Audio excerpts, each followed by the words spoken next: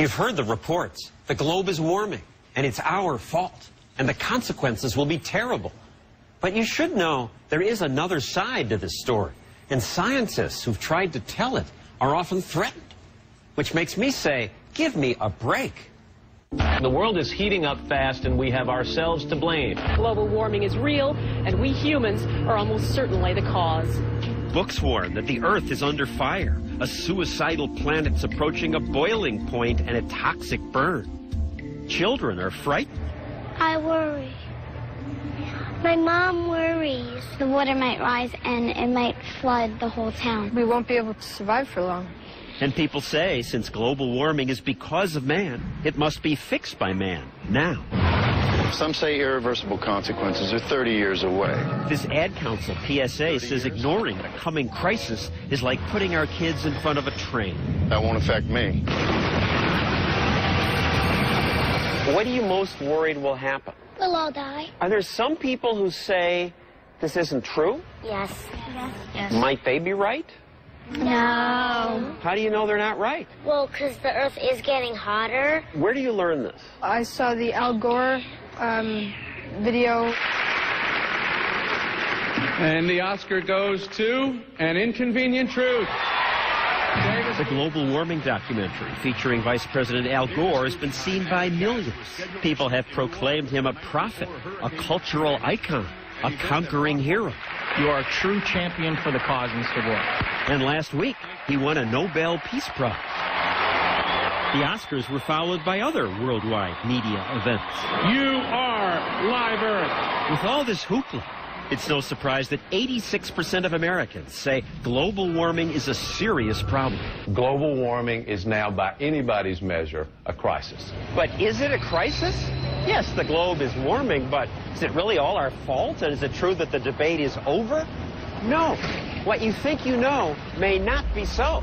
For example, in An Inconvenient Truth, Gore says if we allow the globe to warm, terrible things will happen, and Sea level worldwide would go up 20 feet. Yeah, maybe like the height of this building. We'll probably just like drown and we'll die. This is what would happen to the sea level in Florida. This is what would happen to San Francisco Bay. maybe in thousands of years, says the IPCC, the group that shared last week's Nobel Prize with the Vice President. But in 100 years, the oceans might rise 7 to 24 inches, not 20 feet. A faster buildup of heat here. Mr. Gore also talks about melting ice caps. That's not good for creatures like polar bears. They show this heart-rending cartoon. A new scientific study shows that for the first time they're finding polar bears that have actually drowned. But I bet you didn't know that polar bears appear to be doing all right.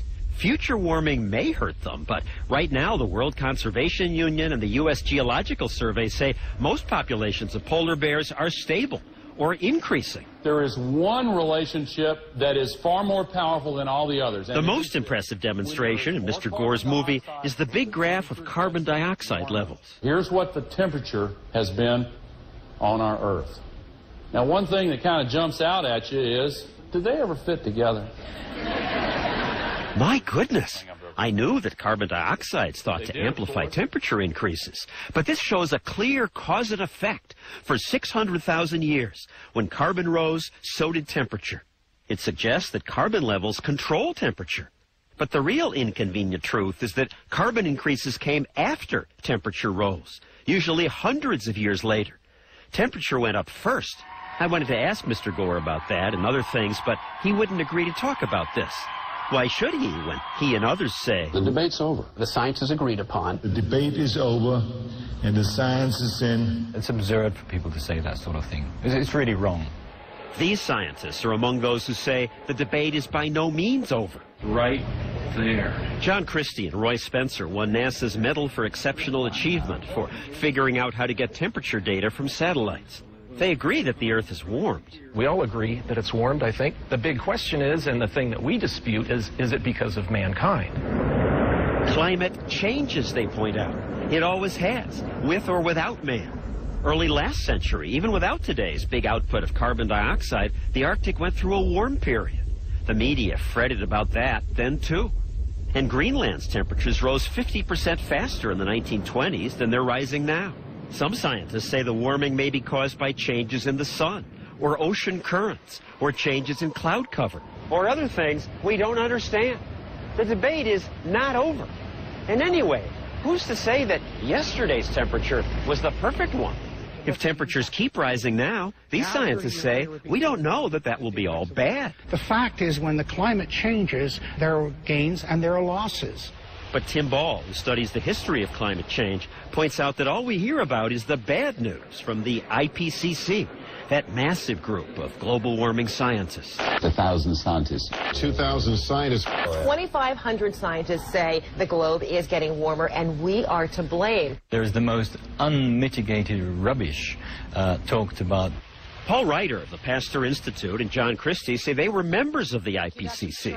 That so-called group of scientists, they say, is not what people think it is. The IPCC is the Intergovernmental Panel on Climate Change. It is governments who nominate people. You'll find in many chapters that there are people who are not scientists at all. Who are they? They were essentially activists. Members of groups like Greenpeace were involved. And when the IPCC report came out, not all its members agreed with what was said. We were not asked to look at a particular statement and sign our names to it at all. I got very frustrated and I resigned. But the IPCC still listed Ryder as part of the so-called consensus. I contacted the IPCC and said, look, I've resigned. I don't want to have anything more to do with this. And they said, well, you've been involved, so you're still on the list. Only when he threatened to sue, he says, did they take his name off the report. The IPCC denies that that happened. Today, scientists like these are often smeared as deniers. We have Holocaust deniers, we have climate change deniers, and to be honest, I don't think there's a great deal of difference. Deniers are confusing the issue and delaying solutions. Often they're accused of being purchased by a well-funded denial machine. These corporate toadies lying to you and telling you that global warming doesn't exist. Good morning. The illusion of a debate has been purchased with millions of dollars a year. Aren't you guys all on the tape? I wish I was. I wouldn't be driving a 1992 car and living in a leaky apartment. These scientists all say they don't get any money from business, yet some have been threatened. One email said, you will not live long enough to see global warming. And even more direct than that. We stick our necks out. We do get hurt. Is this what the global warming debate has come to? One side saying, shut up, dissent must not be heard. The truth is that while everyone agrees the Earth is warmed, lots of good scientists don't agree that it's mostly our fault, and don't agree that it's going to be a catastrophe. So when the Nobel Prize winner says, the debate's over. The debate's over. I say, give me a break.